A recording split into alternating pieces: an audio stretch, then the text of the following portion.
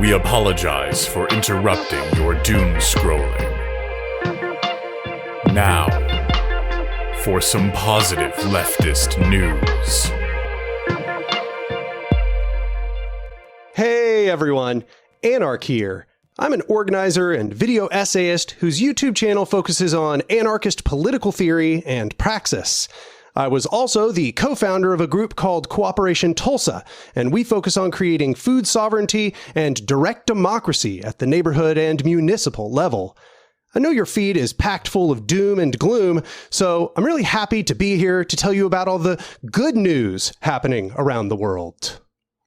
Also, I just want to remind you that PLN is a member of MeansTV, a worker-owned socialist streaming platform. Stay tuned until the end of the episode for a special 20% discount offer from MeansTV, and find the discount link and code in the description box below. But anyway, let's get started. In a powerful display of unity and resistance, Palestinians across the occupied territories initiated a general strike on April 7th, demanding an immediate end to Israel's ongoing assault on Gaza. This mass mobilization saw the shutdown of economic, educational, and governmental activities, with thousands taking to the streets in cities like Ramallah and Nazareth, despite facing severe repression from Israeli forces. The strike had a tangible economic impact, particularly on sectors heavily reliant on Palestinian labor, leading to substantial financial losses estimated at 130 million shekels, which is approximately 28 million pounds in the construction sector alone. As the Palestinian people stand firm in their struggle, they remind us of the collective power of organized resistance. All solidarity to the Palestinian people who are on the front lines of the anti-imperial struggle. Palestine will be free. In late March, hundreds gathered at Nairobi's Sir Ali Muslim Club to commemorate International Quds Day, denouncing Israel's ongoing occupation and expressing unwavering support for Palestinian liberation. Despite governmental suppression, Kenyan solidarity remained undeterred. On March 30th, activists from the Communist Party Marxist Kenya Na Palestine, and other progressive groups organized a tree planting event symbolizing resilience and the deep-rooted connection between land and liberation. This resurgence of solidarity echoes Kenya's own struggles against colonialism, drawing parallels between the fight for Palestinian self-determination and Kenya's historical resistance movements. On April 5th, Washington, D.C. became the epicenter of a massive pro-Palestinian demonstration as tens of thousands gathered to protest the U.S.-backed genocide in Gaza and the Trump administration's crackdown on dissent. The protest in D.C. was endorsed by over 200 organizations, including the Palestine Youth Movement, the Answer Coalition, the People's Forum, Democratic Socialists of America, Jewish Voice for Peace, and the U.S. Palestinian Community Network. Demonstrators called for an immediate ceasefire in Gaza, an arms embargo on Israel, and the release of detained pro-Palestinian activists such as Mahmoud Khalil and Rumeisa Öztürk. Eugene Puryear, a journalist and organizer, said, "We are not the minority, we are the majority. Less than half of the people of this country say they're sympathetic to Israel, the lowest in decades." He emphasized that a majority of Americans oppose the Trump administration's policies regarding Gaza. Organizers have announced plans for continued demonstrations, aiming to sustain momentum and pressure until policy changes. Palestine will be free. In a heartening act of resistance, the Appalachian Rekindling Project, or the ARP, an Indigenous women-led group, purchased 63 acres of land within the boundaries of a proposed federal prison site in Letcher County, Kentucky. This action was supported by the Building Community Not Prisons Coalition, which has been opposing the prison's construction. Instead of a federal prison, the land, previously used for strip mining, is set to be restored using indigenous land rematriation practices, offering a transformative vision of economic revitalization through land healing, not incarceration. ARP co-executive director Tiffany Payetta, a Letcher County native, emphasized the importance of offering economically sustainable alternatives that honor the land and its community. As someone from Letcher County, I know people are desperate for job opportunities, and it's crucial that we create options that help the community thrive without harming the land or its people, she stated. The vision includes reintroducing native species, returning bison to the land, and creating sustainable jobs in land care. This effort is a direct challenge to U.S. Representative Hal Rogers, who has been pushing for a federal prison in the area since 2006, who dismissed the land purchase as obstructionist, claiming it comes from, quote-unquote, Kentucky outsiders. Paeta said, "We are not outsiders. We are rooted in the land, and our ancestors were here long before the U.S. government laid claim to this territory." This is a very welcomed alternative and an assertion that a different world is possible. On April 10th, Argentina's largest trade unions orchestrated a powerful general strike against President Javier Milei's sweeping austerity measures, effectively bringing the nation to a standstill. The 24-hour action disrupted transportation, shuttered businesses, halted flights, and incurred an estimated economic loss of $880 million. The General Confederation of Labor, the CGT, and other unions mobilized in defense of democracy, labor rights, and a living wage, condemning Milei's policies as attacks on the working class. Union leaders emphasized that the strike was a response to the government's failure to address the needs of workers and retirees. The strike marks the second nationwide labor action since Milei assumed office in December 2023. It underscores the growing resistance to his economic agenda and highlights the ongoing struggle for workers' rights and social justice in Argentina. All power to the people. Over 1,400 hands-off protests erupted across the United States on April 5th as people united in their opposition to the Trump administration's policies and its flagrant alliance with the billionaire class. In Washington, D.C., tens of thousands filled the National Mall, demanding that Trump and Musk keep their hands off essential services like healthcare, Social Security, and education. Similar rallies took place from coast to coast, with participants denouncing the administration's destructive economic policies and blatant favoritism of the most elite capitalists. Across the country, people have been organizing far more than is commonly thought. With more protests on the horizon, united resistance is growing. It's up to the left to seize on this moment and direct people's rage into militant, collective action. The future is in the hands of the people, and they are ready to take it back. Millions across Turkey have mobilized against President Erdogan's government, led by students and ignited by the arrest of Istanbul Mayor Ekrem İmamoğlu on March 19th. İmamoğlu, a prominent opposition figure and potential 2028 presidential candidate, faces charges widely seen as politically motivated. The protests, now entering their third week, have spread to 55 of Turkey's 81 provinces, marking the largest wave of anti-government demonstrations in over a decade. Despite a heavy-handed crackdown resulting in over 2,000 detentions and the arrest of 11 individuals, the movement shows no signs of waning. As Turkey braces for potential early elections, the resilience and unity of the protesters signal a pivotal moment in the nation's political landscape. The growing momentum suggests that the fight for democratic freedoms is far from over. In Indonesia, student-led demonstrations under the banner Indonesia Gelap, Indonesia is Dark, have gained momentum, driven by widespread discontent over military cronyism, corruption, and economic inequality. Protests have been reported in many major cities including Medan, Jakarta, and others, with participants engaging in acts of civil disobedience, such as breaking down gates of government buildings and confronting police forces. The protests were triggered by a new law expanding military appointments in civilian institutions, raising concerns about a return to authoritarian rule reminiscent of the Suharto era.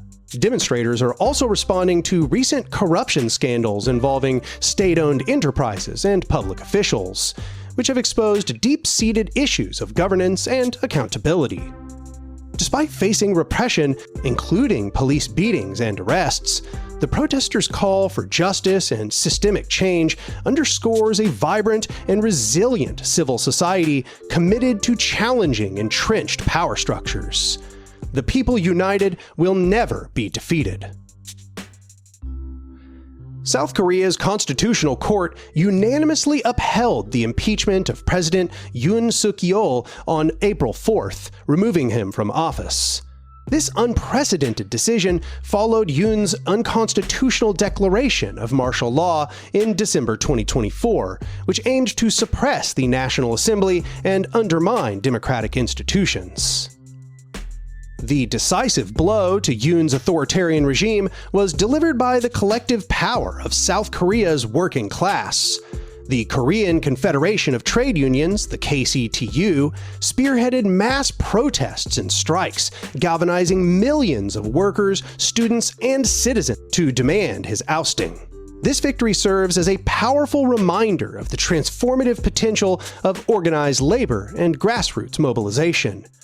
As KCTU President Jang Shan-yeol aptly stated, ultimately, the last bulwark of defense against dictatorship and the rise of the far right is the labor movement. The removal of Yoon marks a significant step towards reclaiming democracy and advancing the rights of working people in South Korea. At the 2025 Game Developers Conference, the United Video Game Workers Union was officially launched in partnership with the Communication Workers of America. As the first direct join union in the gaming industry, UVW is open to all video game workers across the US and Canada, regardless of employer or employment status. The union's mission is to empower workers who have long faced exploitation, including layoffs, crunch periods, and concern over AI's impact on creativity. UVW aims to establish a standardized Bill of Rights addressing issues such as healthcare, hiring inequality, overtime conditions, and worker control over AI usage. This initiative marks a significant stride towards securing fair labor practices in the rapidly growing gaming sector.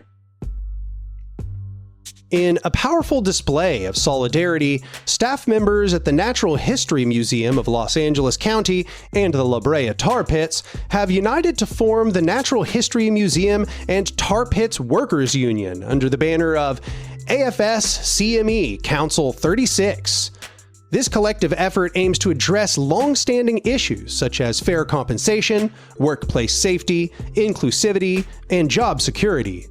In the face of challenges, workers at NHM and LBTP are leading the charge for a more equitable and empowered workplace, setting a precedent for cultural institutions nationwide. On April 6th, approximately 15,000 progressive demonstrators gathered in central Paris to counter a far-right rally organized by Marine Le Pen's National Rally, RN. The RN had mobilized in response to a court ruling barring Le Pen from holding public office for 5 years due to a conviction for embezzling European Parliament funds. The progressive counter-protest, organized on short notice by youth organizations, La France Insoumise, the LFI, the Ecologists, Les Ecologistes, and other allied groups, drew a larger crowd. Demonstrators carried placards with anti-fascist and anti-Trump messages, expressing opposition to Le Pen and her party's agenda. The mass mobilization in Paris serves as a powerful reminder of the public's commitment to defending democratic institutions and opposing far-right extremism. Looking ahead, organizers are calling for continued vigilance and participation in future demonstrations to ensure that the values of justice and democracy are upheld in France. In a significant move toward reclaiming national sovereignty, Mali, Burkina Faso, and Niger have announced their withdrawal from the International Organization of La Francophonie, or the OIF. The three nations, which form the Alliance of Sahel States, the AES, have long been active participants in the OIF, an organization established in 1970 ostensibly to promote the French language and cultural cooperation among French-speaking countries. However, they now assert that the OIF has become a remote-controlled political instrument, serving the geopolitical interests of France, rather than fostering genuine multilateral cooperation. In their joint statement, the AES countries criticized the OIF for its quote-unquote selective application of sanctions, following the ousting of France-backed regimes. They emphasized that the organization's actions were incompatible with the constitutional principles guiding their nations, which are based on sovereignty and the defense of national interests. The AES's formation and subsequent actions, including the departure from the Economic Community of West African States, or the ECO-WAS, reflect a growing desire to establish independent political and economic alliances free from external influence. This move is a powerful statement against neocolonialism and a call for a more just and independent future for African nations. On March 31st, nearly 20,000 transgender advocates and allies gathered on the National Mall in Washington, D.C. for the Trans Day of Visibility rally, organized by the Christopher Street Project. Tyler Hack, the 19-year-old executive director of the Christopher Street Project, spoke passionately about the political potential of trans issues. The rally served as a day of resistance to the administration's attacks on trans rights, with attendees carrying signs bearing messages such as, "My existence isn't up for debate," and "Trans kids deserve the world." The rally also featured performances, speeches, and a vibrant display of trans pride, underscoring the community's commitment to visibility, justice, and equality. This year's rally not only celebrated the achievements of the transgender community, but also served as a call to action, urging continued advocacy and solidarity in the face of ongoing challenges. In a fusion of environmental stewardship and digital activism, the city of Utrecht in the Netherlands has launched the 5th season of its innovative Fish Doorbell project. This community-driven initiative empowers citizens worldwide to actively participate in the conservation of migratory fish species by monitoring a live underwater feed at the Weirds Lewis Loch. When viewers spot fish awaiting passage, they can press a virtual doorbell, alerting loch operators to open the gates and facilitate the fish's upstream journey. Participants describe the experience as calming and rewarding, likening it to reverse fishing, engaging with aquatic life without harm. But anyway, that's it for this time's roundup. If you have good news from the current month, please send your stories to mexi@protonmail.com. As mentioned, we have a special offer for viewers from MeansTV, which is a worker-owned cooperative dedicated to supporting and producing anti-capitalist media. The streaming service hosts us along with other rad creators like myself, Prince Shakur, and Richard Wolf's Economic Update. Full-length documentaries like Abby Martin's Gaza Fights for Freedom, and Means original content like Means Morning News, Seriously Wrong's Papa and Boy, and much more. We're happy to announce that we are now able to offer viewers a discount on joining MeansTV. If you sign up using our link and code, which is MEXI in all caps, you'll get 20% off your first month, which comes to $7.99, or you could go with the annual option and get 20% off the entire year. Signing up using our code not only directly contributes to the financial sustainability of the Means Cooperative Media Project, but is also a great way to support our channel. So if you have the means, consider taking us up on the discount. The link and the code are in the description below. Thank you to Javi for the positive news jams. Thank you to Cosmo for the positive news background. Thank you to Catherine and Mexi for script writing and production. And thank you to the Hazels for editing this video. And to yours truly for hosting this one. If you'd like to support the show, please go to patreon.com/positiveleftistnews, or you can give us a one-time tip via PayPal. The link is in the description box below.